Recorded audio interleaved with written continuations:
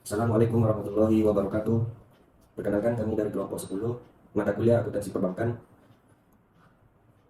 akan membawakan presentasi dengan judul Jasa Bank dalam Kegiatan Impor dengan dosen pengampu Ibu Arini SE MAK AKJA.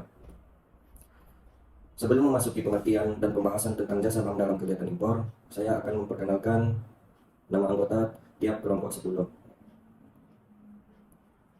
Saya sendiri Azwa Perik dengan NIM 2262201157 yang mana membuka presentasi serta menutup nantinya dan sedikit membahas pengertian tentang impor. Selanjutnya ada Dwiki Hardianto yang mana ia nanti membahas tentang tarif biaya masuk. Lalu ada Elva Saida yang mana nantinya ia membahas tujuan dan mekanisme perhitungan impor. Selanjutnya ada Melisa Ramadhani yang mana ia membahas tentang kasus. Selanjutnya ada Nanda Salsabila yang mana nantinya membahas tentang alasan dan manfaat kegiatan impor. Selanjutnya ada Syarifah Azahra yang mana nantinya akan membahas tarif normal tentang pajak.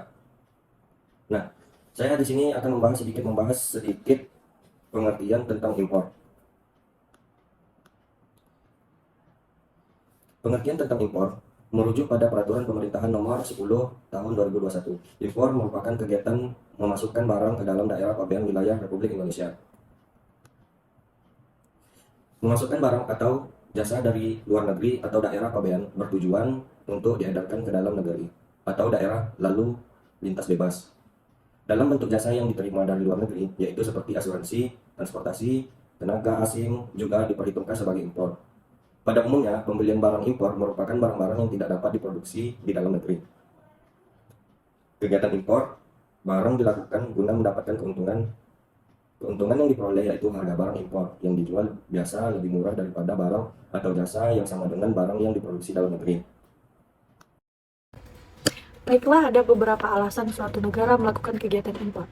Yang pertama, itu ada negara pengimpor sudah bisa menghasilkan sendiri, namun tidak cukup untuk memenuhi permintaan dalam negeri. Yang kedua, itu ada negara mengimpor tidak bisa memproduksi barang tersebut karena kurangnya bahan baku, keterampilan, dan lain sebagainya.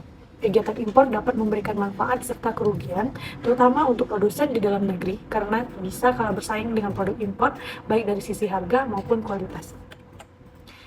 Manfaat kegiatan impor itu ada 5. Yang pertama, mendapatkan teknologi yang lebih modern dari barang yang diimpor.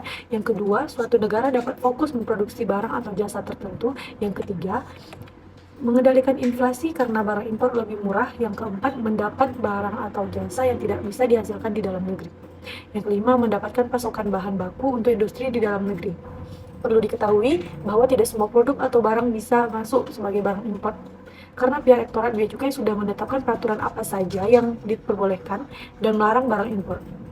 Barang impor yang tidak diperbolehkan masuk yaitu seperti barang yang memiliki unsur pornografi, obat-obatan terlarang, hewan, dan senjata api juga dilarang untuk masuk. Tujuan dari impor. Tujuan adanya kegiatan impor tentunya untuk memenuhi kebutuhan dalam negeri. Kegiatan impor juga merupakan bentuk komunikasi atau kerjasama pada tiap negara. Selain untuk memenuhi kebutuhan dalam negeri, kegiatan impor dilakukan bertujuan untuk meningkatkan neraca pembayaran dan mengurangi adanya pengeluaran devisa pada negara lain. Kegiatan impor juga bermanfaat untuk meningkatkan potensi pada suatu negara. Kegiatan impor juga bermanfaat untuk memperoleh bahan baku dan teknologi modern. Hal ini membuat kegiatan impor secara tidak langsung mendukung stabilitas suatu negara. Selanjutnya ada mekanisme perhitungan impor. Setiap negara mempunyai kebijakan bea masuk dan pajak impor atau biaya impor. Bukan hanya di Indonesia, hampir di setiap negara di dunia mengenakan barang impor sebagai objek pajak. Di Indonesia, jenis impor ini tertuang dalam pajak dalam rangka impor atau PDRI dan bea masuk. Hampir semua jenis barang yang diimpor akan dikenakan berbagai jenis pajak impor tersebut. Akan tetapi, ada pula impor yang kena pajak pertambahan nilai atau PPN terbebas dari pungutan bea masuk, bahkan bebas PPN dan PPh impor. Itu karena ada Peraturan Menteri Keuangan Nomor 199 Tahun 2019 tentang ketentuan kepabeanan, cukai, dan pajak atas barang impor kiriman. Akan tetapi, terbebas dari bea masuk, impor ini tidak berlaku untuk barang jenis tekstil, sepatu, dan tas.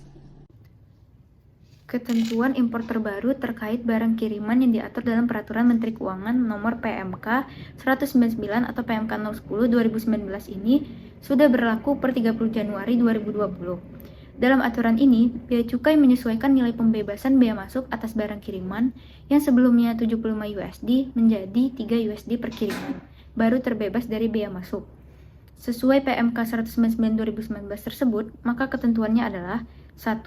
Nilai impor kurang dari 3 USD per kiriman atau setara Rp45.000, kurs 2022 sekira 15.000 per dolar AS. Bebas bea masuk tapi dikenakan PPN sebesar 10%, yaitu mulai April 2022, tarif PPN naik menjadi 11% sesuai UU HPP. Yang kedua, nilai impor lebih dari 3 USD hingga 1.500 USD per kiriman dikenakan bea masuk sebesar 7,5% dan PPN 10%. Yang ketiga, nilai impor lebih dari 1.500 per kiriman dikenakan bea masuk, PPN, dan PDRI. Penerimaan barang kiriman senilai lebih dari 1.500 USD ini harus menyampaikan PIB atau pemberitahuan impor barang kepada bea cukai untuk menghitung besaran pajak yang harus dibayarkan. Tarif normal pajak. Meskipun bea masuk terhadap barang kiriman dikenakan tarif tunggal, pemerintah menaruh perhatian khusus terhadap saran-saran dari para pengrajin dan produsen barang-barang yang banyak digemari dan berdatangan dari luar negeri. Contohnya produk tas, sepatu, dan garmen di Indonesia tidak laku. Bahkan ada pengrajin yang gulung tikar karena banjirnya produk-produk serupa dari luar negeri. Berkaca pada dampak menjamurnya produk-produk tersebut, pemerintah telah menetapkan tarif bea masuk normal untuk komoditi tas, sepatu, dan garmen sebesar tas khusus sebesar 15% sampai 20%, sepatu khusus 15% sampai 25%, produk tekstil dengan PPN 11%, serta PPh pasal 22 impor sebesar 7,5% hingga 10%. Penetapan tarif normal ini ditujukan demi menciptakan perlakuan yang adil dalam perpajakan atau level playing field antara produk dalam negeri yang mayoritas berasal dari IKM atau industri kecil menengah.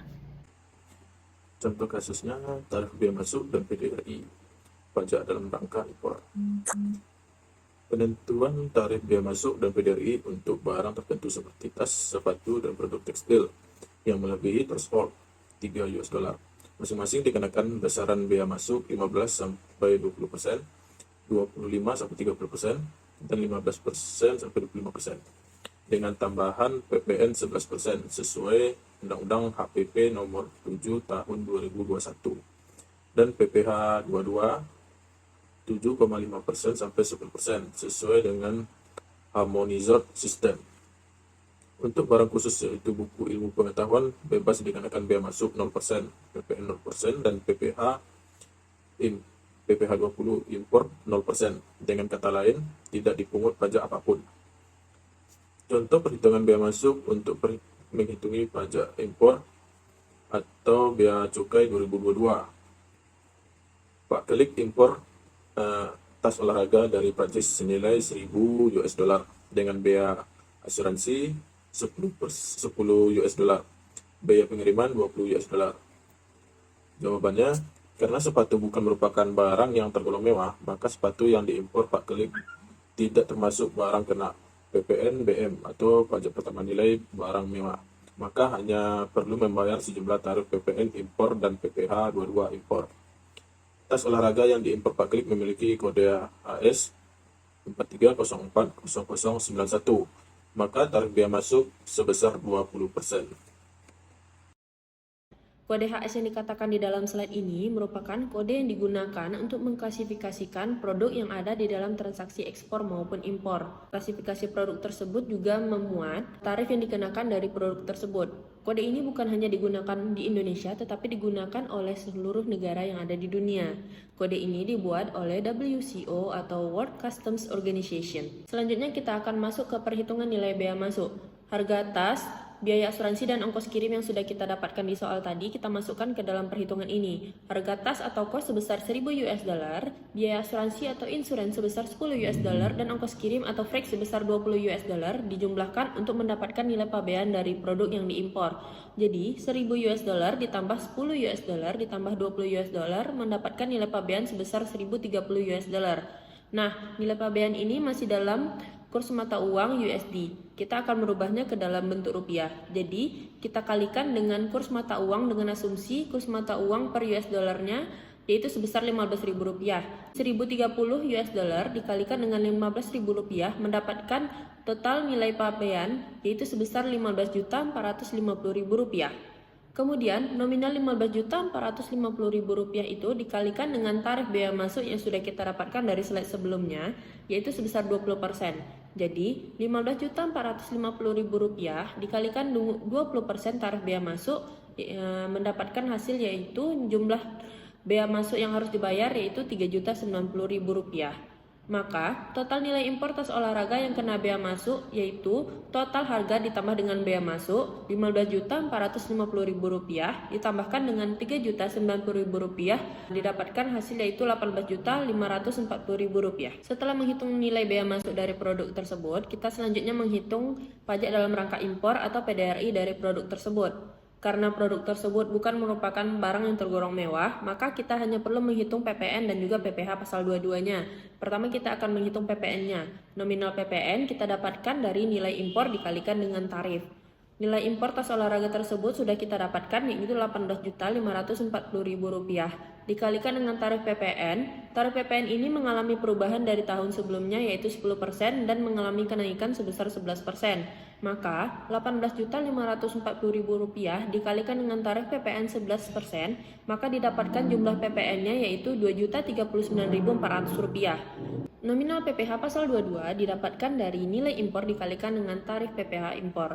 Nilai impor dari produk tersebut sudah didapatkan yaitu Rp18.540.000 dikalikan dengan tarif PPh pasal 22 yaitu sebesar 10%, maka PPh pasal 22-nya yaitu Rp1.854.000. Total PDRI, nominal total PDRI didapatkan dari total PPN ditambahkan dengan PPh pasal 22, yaitu Rp2.039.400 ditambahkan Rp1.854.000. Maka total PDRI-nya adalah Rp3.893.400. Nah, total biaya impor dari tas itu didapatkan dari total biaya masuk ditambah PPN impor ditambahkan dengan PPh pasal 22. Nominalnya sudah kita dapatkan sebelumnya, jadi kita hanya tinggal menambahkan Rp3.090.000 ditambah Rp2.039.400 ditambah Rp1.854.000. Maka jumlah biaya impor dari produk tersebut adalah Rp6.983.400.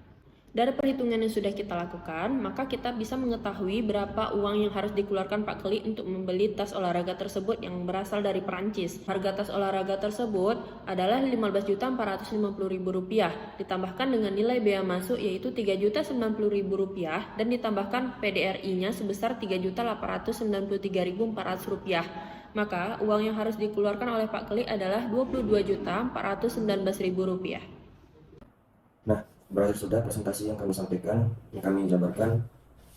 Kesimpulannya di sini, berdasarkan paparan atau penjelasan pada pembahasan makalah ini, maka penulis dapat menyimpulkan bahwa kegiatan memasukkan barang ke dalam daerah pabean. Memasukkan barang dan jasa dari luar negeri atau daerah pabean bertujuan untuk diedarkan ke dalam negeri atau daerah lalu lintas bebas. Kegiatan impor juga merupakan bentuk komunikasi atau kerjasama pada tiap negara. Selain untuk memenuhi kebutuhan dalam negeri, kegiatan impor dilakukan untuk meningkatkan neraca pembayaran dan mengurangi adanya pengeluaran devisa pada negara lain.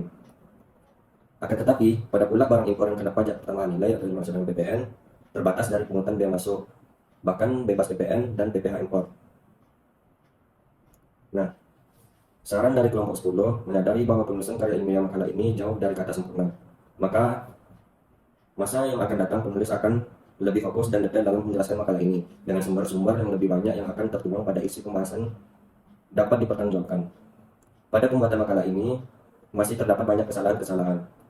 Oleh karena itu, penulis mengharapkan pembaca dan menyampaikan kritik dan saran terhadap hasil penulisan makalah ini.